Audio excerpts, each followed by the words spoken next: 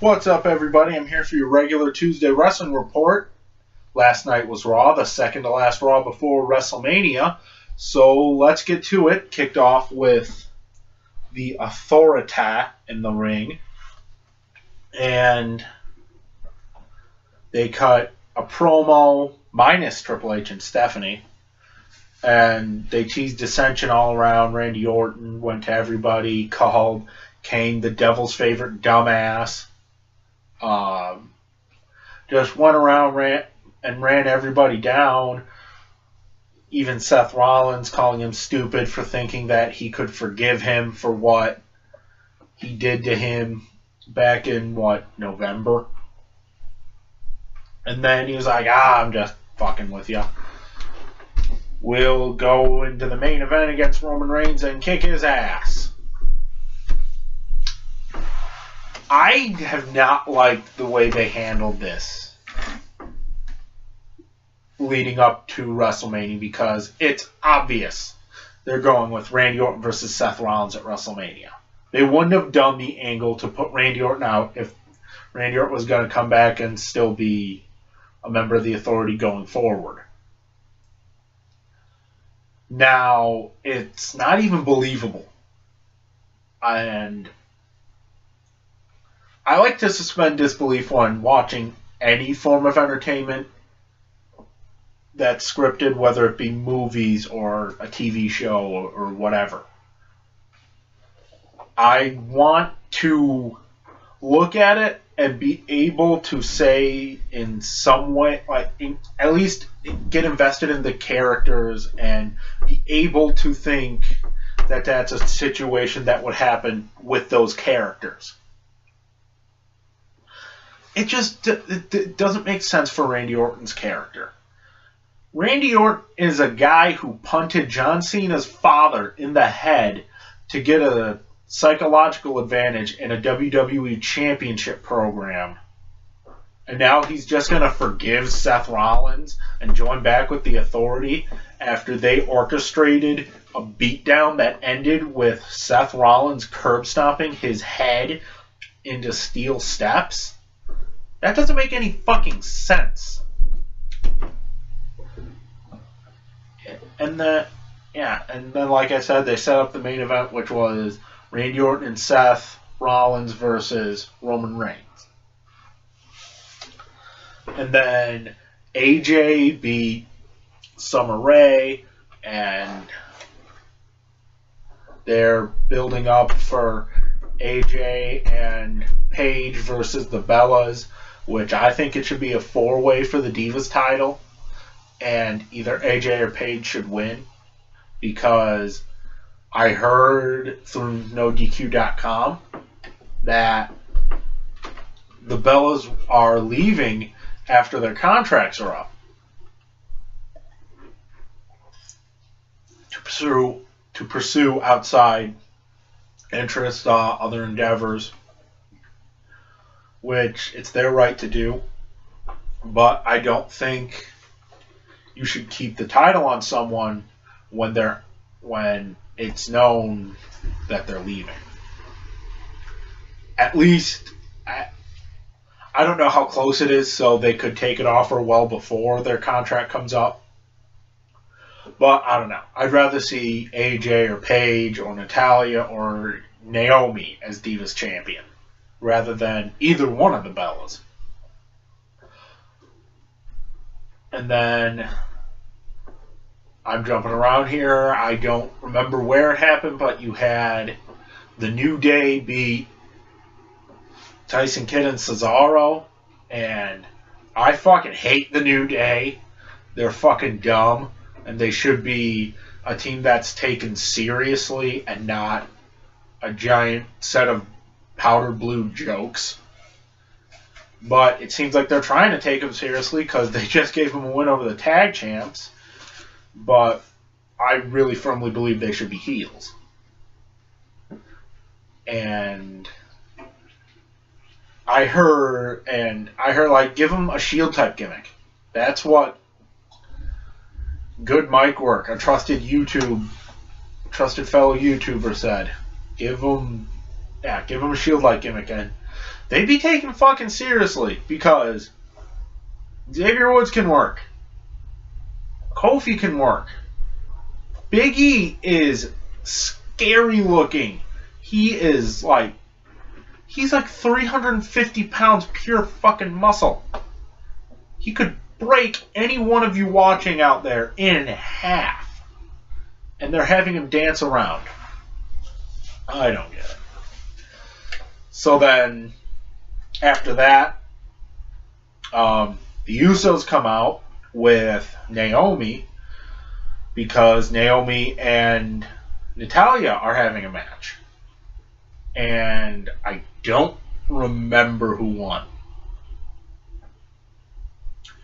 And then after that, the Matadors come out, which, another team I don't like. Why not leave them as Primo and Epico? They were good. But you had to repackage them as Spanish bullfighters and give them a midget in a bull costume. And then they beat the Usos. So now it's looking like they might do a fatal four-way for the tag titles at WrestleMania, which for a couple years there, that was a tradition. But they did it with 19 and 20, I believe, and then they stopped it. But I like that. I prefer the Ascension in there over either Matadors or New Day, but it doesn't seem like the Ascension's going to be treated properly.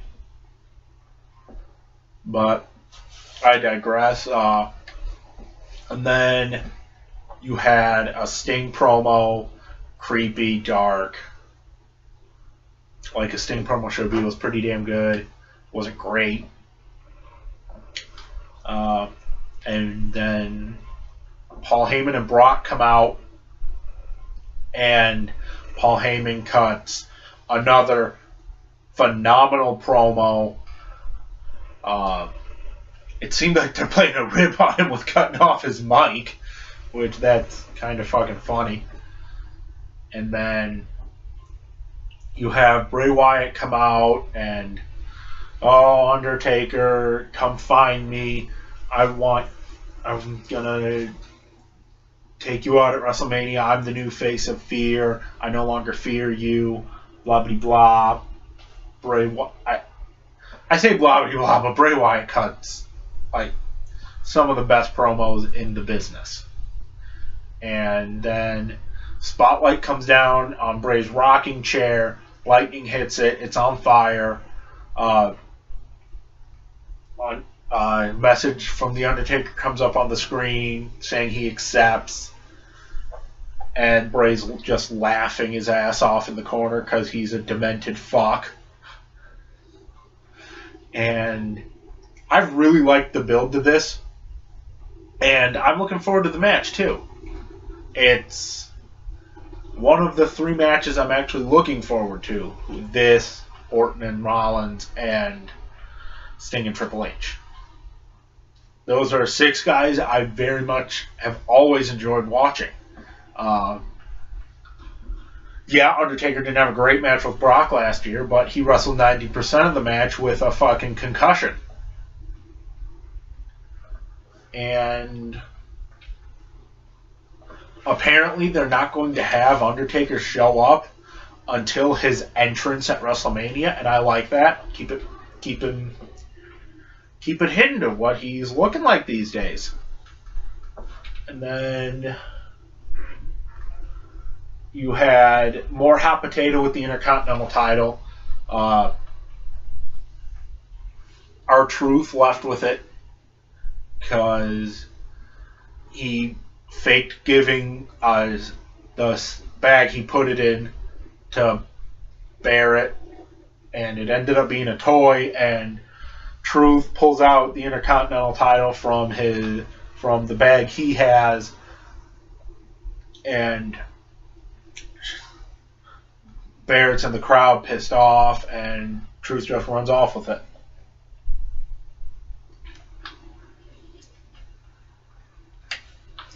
And apparently now, in the big Intercontinental title ladder match, Stardust is going to be in it, which I don't like.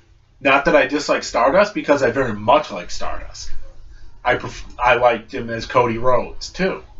I'm very much a fan of his in-ring work and his promos. I think he's very much an underrated member of the roster. But I'd rather see him fight his brother, because I think that's a match that could be insanely great. Especially if it's going to be Goldust last.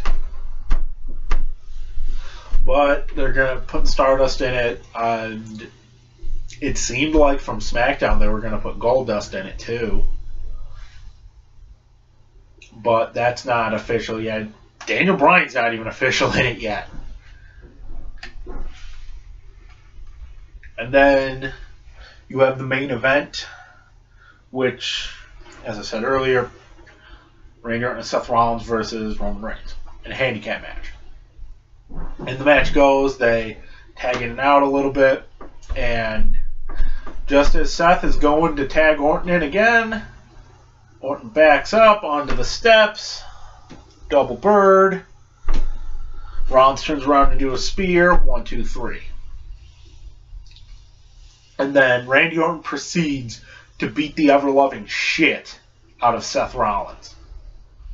And hits him with a billion chair shots, a billion uppercuts, and then finally ends it with an RKO through the announce table. Now, I think these guys are going to have a great match at WrestleMania. I just haven't liked how they got there.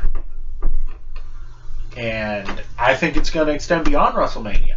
I think it's going to extend to an even more brutal match at Extreme Rules, which I'm going to be at. And I know it's well over a month away. We've got WrestleMania before that. But I have an idea for Extreme Rules with Seth Rollins and Randy Orton. Why not a Texas death match? You know, the old way of settling a feud. No disqualifications, no countouts, pinfalls count anywhere. Once you get a fall or a pinfall or a submission, your opponent has till the count of 10 to get up. If they can't, match is over. If they do, match continues. Let them go an hour. Or close to it. Just let them beat the piss out of each other for as long as they possibly can. Especially when it's going to be in a hot wrestling town like Chicago. That would tear the place down. And then I believe that's it.